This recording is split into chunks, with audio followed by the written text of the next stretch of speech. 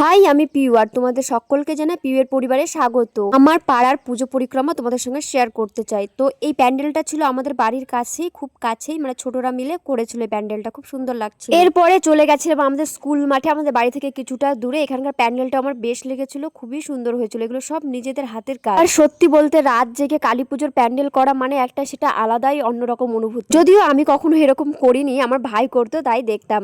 এটাও একটা বাড়ির পাশেই ছিল, মানে খুব ছোটরা মিলেই করেছিল প্যান্ডেলটা। ওর থিমগুলো এত সুন্দর লেগেছিল, খুবই ভালো, তোমরা দেখলেই বুঝতে পারবে। সব থেকে ভালো লেগেছিল এই থিমটা, যে গাছ লাগান প্রাণ বাঁচান। এটা যে এত ছোট ছোট বাচ্চারা তুলে ধরেছে এটাই অনেক। যেহেতু অমাবস্যা অনেকক্ষণই লেগে গেছিল আর ছোটদের পুজো, তাই তাড়াতাড়ি পুজো হয়ে গেছিল। আর আমাদের পাড়ার সব থেকে বড় প্যান্ডেল হচ্ছে এইটা, নেতাজি সঙ্গের প্যান্ডেল। খুবই সুন্দর হয়েছে, বলতে গেলে তোমরা সামনাসামনি না দেখলে বুঝতে পারবে না। তোমরা দেখতে চাইলে অবশ্যই আমাদের পাড়ায় আসতে পারো, নয়াবাজার মাসনাতলায় অবশ্যই আসবে তোমরা।